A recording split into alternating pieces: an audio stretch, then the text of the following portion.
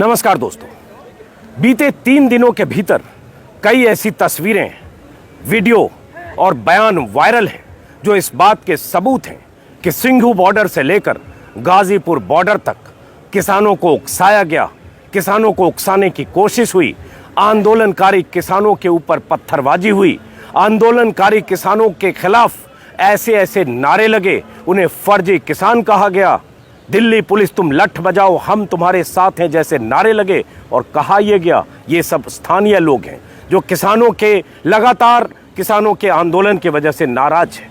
लेकिन अब जो तस्वीरें आ रही है, जो बयान है, उससे साफ इस बात के सबूत मिल रहे हैं कि वह स्थानीय लोग नहीं, स्थानीय लोगों की आड़ में किसी पार्टी के कार्यकर्ता थे, या ऐसे लोग थे जिन्हें भेजा गया था, या ऐसे लोग थे जिनका मकसद था कि वहां कुछ ऐसी स्थिति हो, किसानों के खिलाफ नारेबाजी हो, पत्थरबाजी हो, हिंसा हो और पुलिस को बहाना मिले, सरकार और सिस्टम को बहाना मिले कि ये आंदोलनकारी किसान तो दरअसल हिंसक है।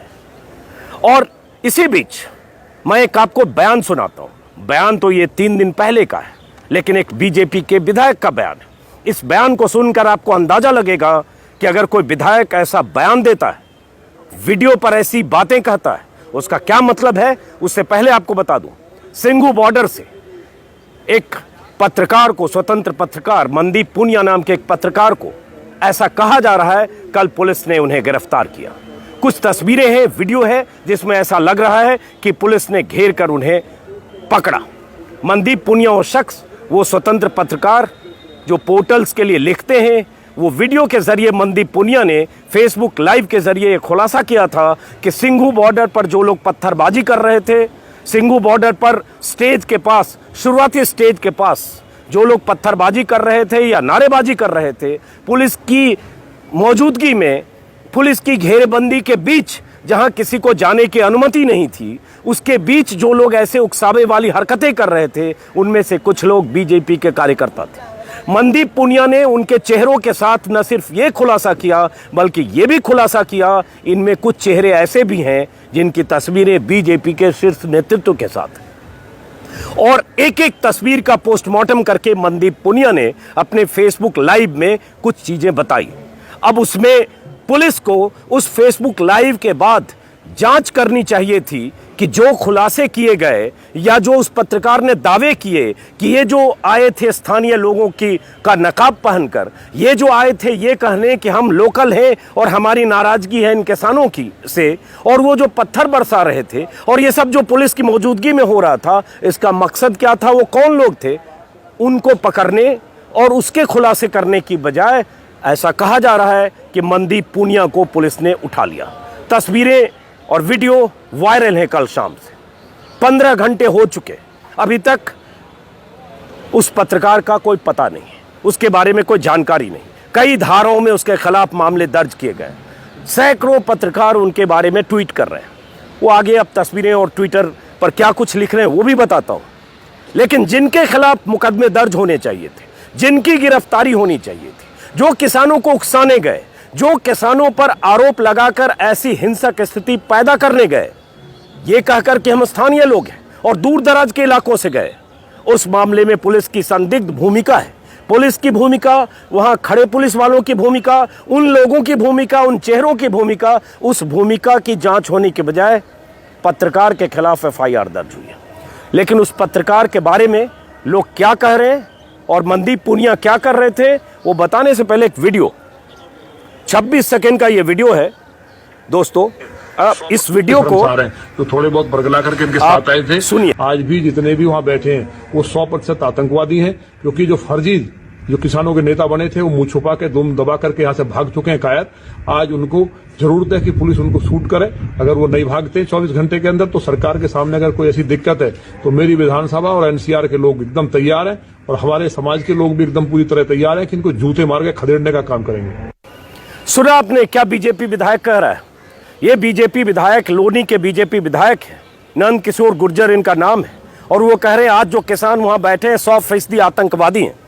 फिर से सुनिए, ये सुनना जरूरी है सरकार को। वो सरकार जिसके मुखिया प्रधानमंत्री मोदी हैं, एक तरफ कल वो कहते हैं किसानों से हम बातचीत करना चाहते हैं, हम तैयार हैं, एक फोन कॉल की दूरी पर हैं, और दूसरी तरफ उनकी पार्टी के लोग इस तरह के बयान देते हैं। ये सिलसिला नया नहीं है, ये 65 दिनों से हो रहा है, ये 66 दिनों से हो रहा है। जब से आंदोलनकारी किसान दिल्ली आए तब से हो रहा है। न जाने क्या क्या कहा गया, खालिस्तानी, चीनी, पाकिस्तानी, सब कुछ कहा गया। लेकिन अब जो बीते 3-4 दिनों से हो रहा है उसकी वजह समझिए। ये एक किस्म की साजिश है, ऐसा किसान नेताओं का कहना है कि ये साजिश ऐसी की जा रही है कि जो स्थानीय लोग, किसी दल विशेष के लोग, कार्यकर्ता जो स्थानीय बनकर, जो स्थानीय नहीं हैं, वो आए और पत्थरबाजी करें, नारेबाजी करें, किसान और उनमें कोई हिंसक झड़प हो और पुलिस को मौका मिल जाए और पुलिस लाठियां चलाए, क्योंकि वो नारे भी लगाते हैं, दिल्ली पुलिस तुम लठ बजाओ, हम तुम्हारे साथ हैं। मैं चाहता हूं बीजेपी के इस विधायक को एक बार फिर सुनिए। तो थोड़े बहुत बरगला करके इनके साथ आए थे। आज भी जितने भी वहां बैठे हैं वो 100% आतंकवादी हैं, क्योंकि जो रोक कर सुनाता हूं। इन्होंने कहा आज भी जो वहां बैठे हैं वो 100% आतंकवादी हैं। तो क्या सरकार, प्रधानमंत्री मोदी, गृह मंत्री अमित शाह ये मानते हैं कि जो किसान अभी बैठे हैं सिंघू बॉर्डर, टिकरी बॉर्डर और गाजीपुर बॉर्डर में, वो 100% आतंकवादी हैं? और अगर अमित शाह और सरकार ये मानती है कि आतंकवादी है, तब तो फिर सबके खिलाफ खुलासे होने चाहिए। इतनी एजेंसियां हैं, एनआईए से लेकर इंटेलिजेंस एजेंसियां, दिल्ली पुलिस, और सरकार को प्रेस कॉन्फ्रेंस करके बता देना चाहिए कि ये लाखों लोग आतंकवादी हैं। लेकिन सरकार के मुखिया तो कह रहे हैं हम एक फोन कॉल पर दूर है, एक कॉल की दूरी है, हमें कॉल करें और वो प्रस्ताव जो हमने दिया वो प्रस्ताव आज भी किसानों के लिए। और उसके बाद बीजेपी का एक विधायक अगर ये कहता है कि जो बैठे हैं 100% आतंकवादी हैं, इसका मतलब समझते हैं। अगली लाइन फिर सुनिए आप। जो किसानों के नेता बने थे वो मुंह छुपा के दुम दबा करके यहाँ से भाग चुके हैं कायर। आज उनको जरूरत है कि पुलिस उनको शूट करे। अगर वो नहीं भागते 24 घंटे के अंदर, तो सरकार के सामने अगर कोई ऐसी दिक्कत है तो मेरी विधानसभा और एनसीआर के लोग एकदम तैयार हैं, और हमारे समाज के लोग भी एकदम पूरी तरह तैयार हैं कि इनको जूते मार के खदेड़ने का काम करेंगे। क्या कहा इन्होंने कि पुलिस उनको शूट करे, वो नहीं भागते हैं तो? और अगर नहीं भागते हैं और हमारा समाज, हमारे विधानसभा के लोग तैयार हैं, हम जूते मारकर इनको खदेड़ सकते हैं।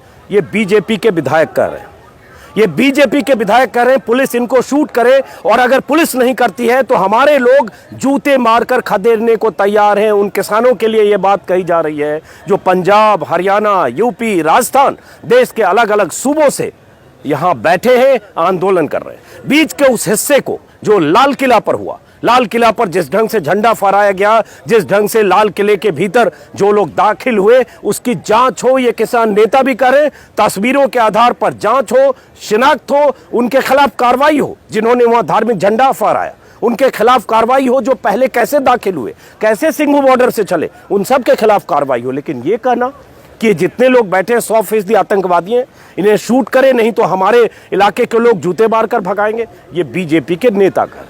अब इससे आप समझ सकते हैं कि अगर इस गाजीपुर बॉर्डर पर, जहां मैं अभी इस वक्त हूं, पीछे पुलिस की जबरदस्त बैरिकेडिंग है, मल्टी लेयर, और ये बढ़ाई भी गई है यहाँ पुलिस की सुरक्षा, और ये पूरा हाईवे 4 लेन का हाईवे पूरा पुलिस ने बंद किया है, दूर तक पुलिस की तैनाती है। और यहाँ 28 तारीख की शाम को, और जब टिकैत के आंसुओं की वो तस्वीर वायरल हुई थी, उसके ठीक पहले यही आरोप है कि इन्हीं नंद किशोर गुर्जर के कुछ लोग, इनके समर्थक, कहा तो ये भी जा रहा है कि ये भी आसपास थे, यहीं थे, यही नारा लगा रहे थे कि दिल्ली पुलिस तुम लठ बजाओ। और वही नंद किशोर गुर्जर कह रहे हैं हमारे समाज के लोग जूते मारकर इन्हें भगाने को तैयार हैं। मैंने 60 दिन में 60 से ज्यादा वीडियो बनाए हैं, उनमें तस्वीरें देखिए, 70 साल, 65 साल, 60 साल के बुजुर्ग हैं, हर गांव देहात के लोग हैं। उन लोगों की शिनाख्त जरूर हो जिन्होंने कायदे कानून को तोड़ा और लाल किले पर धार्मिक झंडे फहराए, लेकिन उसकी आड़ लेकर हर किसान को जो यहां बैठा है अपनी मांगों के लिए, हर किसान को कहना कि 100% आतंकवादी है, आप समझ सकते हैं कि इनकी मंशा क्या है। और अगर एक मनदीप पूनिया के खिलाफ सिर्फ इसलिए एफआईआर कई धाराओं में दर्ज होती है क्योंकि वो कुछ खुलासे करता है, तस्वीरों के जरिए वो बताता है कि ये लोग जो सिंघू बॉर्डर पर पत्थरबाजी और नारेबाजी कर रहे थे, जो उकसाने की हरकतें कर रहे थे, पुलिस के बीच थे, उसमें कुछ नकाबपोश थे, वो दरअसल स्थानीय लोग नहीं थे, उनके बीच कुछ ऐसे लोग भी थे जो एक पार्टी विशेष के कार्यकर्ता थे और जुड़े थे। जब ये खुलासे करता है तो उस पत्रकार को पुलिस उठा लेती है, धक्का मुक्की करते हुए उठाती है, और उसके बाद पुलिस की तरफ से कहा जाता है कि पुलिस के कामकाज में बाधा डाल रहा था। आरोप लगता है कि वो पुलिस से बदसलूकी कर रहा था। लेकिन जो वीडियो है वो वीडियो इस बात का सबूत है कि पुलिस ने कैसे उस पत्रकार को अपनी गिरफ्त में लिया। 18-16 घंटे के बाद, कल शाम 7 बजे के बाद, 7 बजे के आसपास की यह घटना है जब मनदीप पुनिया को पुलिस ने शिकंजे में लिया। अब तक उनके बारे में कोई जानकारी नहीं। तो एक तरफ तो पत्रकार पुलिस की गिरफ्त में जाता है, FIR दर्ज होता है, अभी तक उसके बारे में पता नहीं चलता है। बहुत सारे लोग दिल्ली पुलिस के कमिश्नर को ट्वीट कर लगातार पूछ रहे हैं कि पुलिस अपनी स्थिति साफ करे, पुलिस बताए कि मनदीप पुनिया कहां है। उनके एक सहयोगी भी के बारे में भी यही जानकारी है कि उन्हें भी पुलिस ने पकड़ा। लेकिन दूसरी तरफ बीजेपी के विधायक खुलेआम कह रहे हैं कि 100% आतंकवादी है, अगर पुलिस इन्हें शूट नहीं करती है तो हमारे लोग इन्हें जूते मारकर भगाएंगे। इसका क्या मतलब है?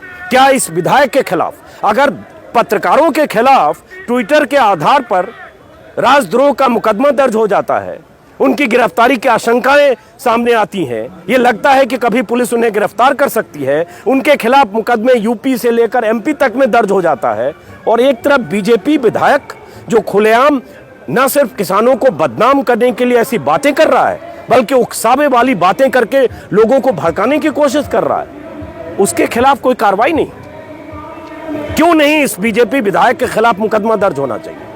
क्योंकि बीजेपी विधायक ने किसानों पर न सिर्फ ऐसे आरोप लगाए, बल्कि ये कहा कि जूते मारकर हम भगाएंगे, इन्हें शूट करना चाहिए। और जो हुआ 3 दिनों से जो हो रहा है, ये तस्वीरों के जरिए साबित हुआ है कि ये चाहे सिंघू बॉर्डर पर, चाहे गाजीपुर बॉर्डर पर जो लोग आए, जिन्होंने कहा कि हम स्थानीय हैं, हमें दिक्कत हो रही है और हम हटाना चाहते हैं, उनके बीच में बीजेपी के कार्यकर्ता थे। ऐसे वीडियो भी वायरल है जब कोई शख्स कह रहा है दिल्ली पुलिस भी हमारे साथ है, इस बार हटाए बगैर हम नहीं मानेंगे।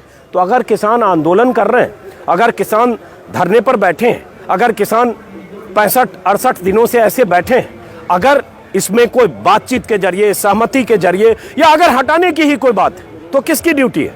किसको बात करनी चाहिए? किसकी जिम्मेदारी है? पुलिस की। लेकिन सुप्रीम कोर्ट ने क्या कहा? राइट टू प्रोटेस्ट, प्रदर्शन का, धरना का अधिकार है। सुप्रीम कोर्ट ने दखल देने से बार बार इनकार किया जब दिल्ली पुलिस ने अर्जियां दी सुप्रीम कोर्ट कि इन्हें हक है कि प्रदर्शन करें, धरना दें, अपनी मांग माने।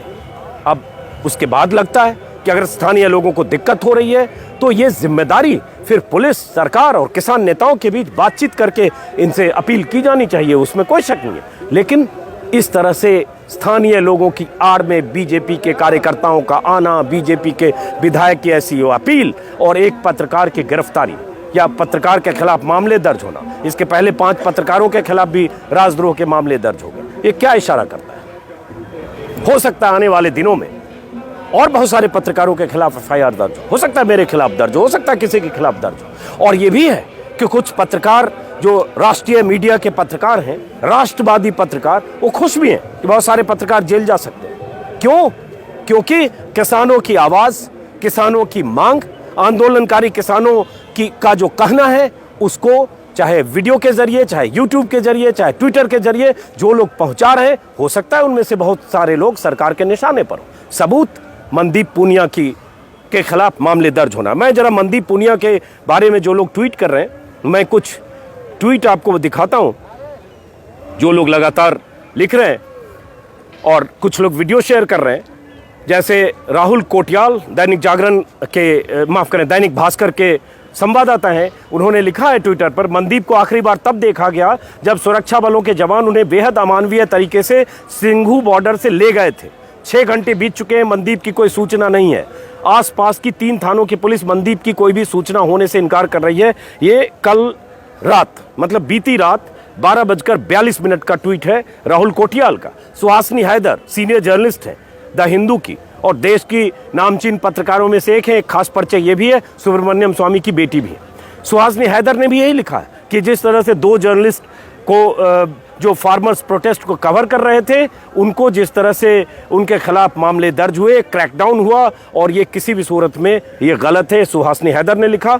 नीलेश मिश्रा यूट्यूब और सोशल मीडिया के जरिए, रेडियो के जरिए बहुत चर्चित शख्सियत है, उन्होंने भी लिखा है कि एक रिपोर्टर अगर न्यूज इवेंट कवर कर रहा है तो उसे कैसे और क्यों अरेस्ट किया जा सकता है, क्योंकि वो ग्राउंड रिपोर्टिंग कर रहा था। ऐसे बहुत, विजेता सिंह द हिंदू में जर्नलिस्ट हैं, उन्होंने भी लिखा है कि हिंदी जर्नलिस्ट मनदीप पुनिया जो IIMC का प्रोडक्ट है, उसकी तारीफें करते हैं लोग, उनके सरोकारी पत्रकारिता के लोग तारीफें करते हैं, क्योंकि लगातार वो किसान आंदोलन को कवर कर रहे थे। लेकिन चूंकि उन्होंने कुछ ऐसे खुलासे किए फेसबुक के जरिए जो सिस्टम, सरकार और पार्टी के लिए असहज था, क्योंकि कहा तो जा रहा था लोकल लोग हैं, लोकल लोगों की आड़ में कौन लोग थे। तस्वीरों के पोस्टमार्टम के जरिए, पोस्टमार्टम करके भी मनदीप पुनिया ने कुछ बताया कि पुलिस के घेरे के बीच ये लोग थे जो पत्थरबाजी कर रहे थे सिंघू बॉर्डर के शुरुआती स्टेज पर। तो विजेता सिंह ने भी लिखा है, अखबारों में खबर छपी है, एनडीटीवी के जर्नलिस्ट हैं रवि रंजन शुक्ला, उन्होंने भी लिखा है कि ये नए खेल की शुरुआत है, मनदीप पुनिया और धर्मेंद्र को तुरंत रिहा किया जाए। रणविजय सिंह एक जर्नलिस्ट हैं, उन्होंने लिखा है 2 पत्रकार मनदीप पुनिया और धर्मेंद्र को सिंघू बॉर्डर से पुलिस ने डिटेन किया है, किसी को जानकारी नहीं कि दोनों पत्रकार कहां हैं, परिवार और मित्र परेशान हैं। लगातार सैकड़ों लोगों ने लिखा। बसंत कुमार ने लिखा है कि वीडियो देखकर आप सोचिए, तय कीजिए कि दुर्व्यवहार कौन कर रहा है, क्योंकि मनदीप पुनिया पर आरोप लगा कि पुलिस से उन्होंने दुर्व्यवहार किया, उन्होंने कामकाज में बाधा डाली। लेकिन वीडियो ऐसा लगता है कि पुलिस ने एक तरह से खींच के पुलिस वालों ने मनदीप को अपने शिकंजे में लिया, क्योंकि वो लगातार रिपोर्टिंग कर रहे थे। अब अगर मनदीप ने कुछ ऐसी चीज की जो पुलिस के हिसाब से कई धाराओं में उसके खिलाफ मामला बनता है, तो पुलिस अधिकारियों को सामने आकर बताना चाहिए कि हाँ ये है, हमारे पास ये एविडेंस है, ये सबूत है, और वो गैर पत्रकारीय काम कर रहा था जो पत्रकारिता के बाहर था और किसी ढंग से उस पर ये मामले बनते हैं तो पुलिस को बताना चाहिए। लेकिन नहीं, पुलिस तो कबूल ही नहीं कर रही है, पुलिस की तरफ से कोई जानकारी नहीं है। और जो जानकारी है, जो पत्रकार दे रहे हैं कि FIR number 52/21 has been filed against Mandeep under section 186, 332, 353 IPC, Alipur थाने में इन मामलों में मामला दर्ज किया गया। But police is denying to comment on his whereabout. Mandeep is not in Alipur police station. मामले दर्ज किए गए, लेकिन पुलिस ये नहीं बता रही है कि मनदीप कहाँ है। वीडियो इस बात के सबूत है कि वीडियो में मनदीप को देखा गया, पुलिस उनको अपने घेरे में ले रही है। बहुत सारे लोग वीडियो के जरिए, ट्विटर पर अपनी राय के जरिए लगातार कल शाम, देर शाम से लेकर अभी जब मैं ये रिकॉर्डिंग कर रहा हूँ गाजीपुर बॉर्डर पर, तब तक लिख रहे हैं, लेकिन मनदीप के बारे में कोई जानकारी नहीं। हो सकता है जब ये वीडियो यूट्यूब पर मैं अपलोड करूं, क्योंकि यहाँ सब जगह इंटरनेट बंद है, गाजीपुर, सिंघू बॉर्डर, टिकरी और हरियाणा के 16 जिलों में सब जगह इंटरनेट बंद है, कहा गया इससे शांति भंग होने की आशंका है। हो सकता है वीडियो अपलोड होने के बाद मनदीप के बारे में जानकारी मिले, लेकिन अब तक 15 घंटे तक अगर कोई रिपोर्टर 15 घंटे तक पुलिस के कब्जे में है या पुलिस ने उसे वहां पर पकड़ा और उसके बारे में कोई जानकारी नहीं है, तो ये सोचने की बात है कि ऐसी स्थिति क्यों पैदा की जा रही है, क्या मकसद है इसके पीछे। और बीजेपी के नेताओं पर अगर किसान नेताओं का इल्जाम है, तो उस इल्जाम के सबूत वीडियो, तस्वीरें और बयान की शक्ल में। मैंने बीजेपी नेता का बयान आपको सुनाया, और बार बार नरेश टिकैत ने मंच से भी कहा, जिस दिन राकेश टिकैत के आंसुओं का वीडियो वायरल हुआ था, उस दिन राकेश टिकैत के बारे में कहा जाता है कि वो सरेंडर करने को सहमत थे, क्योंकि एक रास्ता बना कि चलिए मामले इतने दर्ज हो गए, सरेंडर करते हैं और उसके बाद आपसी सहमति से फिर बात होगी। लेकिन जब ऐसी जानकारी आई कि बीजेपी के कार्यकर्ता यहां नारे लगा रहे हैं, पुलिस की घेरेबंदी है और लाठीचार्ज या बल प्रयोग या कोई सी अनिष्ट की आशंका के बाद उन्होंने कहा कि मैं खुदकुशी कर लूंगा लेकिन सरेंडर नहीं करूंगा। और उसके बाद की कहानी दुनिया जानती है। अब सिर्फ यही है कि प्रधानमंत्री मोदी अगर फिर कहते हैं कि एक कॉल की दूरी पर हो, हालांकि उसमें कंडीशन है कि उसी प्रस्ताव के साथ जो प्रस्ताव 22 तारीख को खारिज कर चुके हैं किसान नेता, 1.5 साल तक कानूनों के होल्ड करने का प्रस्ताव। लेकिन फिर भी ये तो कहा, किसान नेताओं ने भी कहा हम बातचीत के लिए तैयार। लेकिन क्या ऐसे लोग, बीजेपी के नेता या दिल्ली पुलिस या जो लोग ऐसी स्थिति पैदा करके हिंसा का माहौल बना रहे, क्या उनके खिलाफ मामले दर्ज नहीं होने चाहिए? जितनी आसानी से राजदीप सरदेसाई, मृणाल पांडे और जफर आगा और 6 पत्रकारों के खिलाफ मामले दर्ज हो गए राजद्रोह के, लेकिन क्या बीजेपी के इन कार्यकर्ताओं और विधायकों के खिलाफ या नेताओं के खिलाफ मामले दर्ज नहीं होने चाहिए? लेकिन नहीं, सैयां भय कोतवाल तो डर काहे का, स्थिति करीब करीब यही है। इस बीच आपको बता दें कि नरेश टिकैत जो बीकेयू के प्रेसिडेंट हैं, राकेश टिकैत के बड़े भाई हैं, महेंद्र सिंह टिकैत के बड़े बेटे हैं, उनका एक बयान मैंने आज टाइम्स ऑफ इंडिया में देखा। वीडियो तलाशने की कोशिश कर रहा था, दिखा नहीं, लेकिन बयान देखा जिसमें उन्होंने कहा कि सरकार अगर इन कानूनों को 2024 तक होल्ड कर दे तो हम किसान नेताओं से आंदोलन खत्म करने की दिशा में बात कर सकते हैं। यह सिग्निफिकेंट बयान है नरेश टिकैत का। राकेश टिकैत ने भी कल कहा प्रधानमंत्री के उस कहे के बाद कि हम एक कॉल की दूरी पर हैं और बातचीत से समाधान निकलेगा। राकेश टिकैत ने भी कहा हम बातचीत के लिए तैयार हैं और बातचीत ही आखिरी रास्ता है। लेकिन अभी किसान नेताओं के बयान उस तरह से मीटिंग के बाद नहीं आए किसान मोर्चे के। आगे क्या होते देखते हैं। 1.5 साल का बयान था, 1.5 साल का प्रस्ताव था। उस बीच भी कहा गया कुछ किसान नेता ऐसे हैं संयुक्त मोर्चा में जो चाहते हैं, पंजाब के किसान नेता, कि हाँ 1.5 साल पर सहमति बनाई जाए या सरकार को दबाव बनाया जाए कि 3 साल के लिए इन कानूनों को टाल दिया जाए और उसके बाद फिर चुनाव होगा। 2024 के बाद क्या होगा आगे की बात। तो अब यह देखना है कि नरेश टिकैत का यह बयान कि सरकार 2024 तक टाले, क्या बातचीत का दरवाजा जब खुलता है, मीटिंग टेबल पर किसान नेता और सरकार के मंत्री फिर बैठते हैं, तो क्या कोई ऐसा रास्ता निकलता है, बीच का रास्ता? क्योंकि सरकार कानूनों को वापस लेने को साफ साफ इनकार कर चुकी है। कल के पीएम के बयान से भी वही संदेश, लेकिन वो आगे की बात है। अगर बातचीत की मेज पर पहुंचते हैं तो ये सुखद है, क्योंकि बातचीत ही समाधान का रास्ता खोलेगा। फिलहाल इस वीडियो को खत्म करते हैं दोस्तों। मकसद सिर्फ ये बताना था, किसान जो आंदोलन कर रहे हैं, किसान जो तीनों सीमाओं पर, चारों सीमाओं पर जहां भी बैठे हैं, उन्हें भी बहुत सचेत रहने की जरूरत है। ये बार बार किसान नेता कह रहे हैं। एक बार हिंसा या कुछ गलतियां हुई, जिससे भी हुई उसके खिलाफ कार्रवाई हो, लेकिन उकसाने के लिए बहुत सारे लोग कोशिश करेंगे। ये सचेत रहने का वक्त है। ये बार बार किसान नेता अपनी मंच से अपील कर रहे हैं। गाजीपुर बॉर्डर पर भी ये अपीलें बार बार की गई। फिलहाल इस वीडियो को खत्म करते हैं दोस्तों, फिर मुलाकात होगी किसी और वीडियो में। नमस्कार।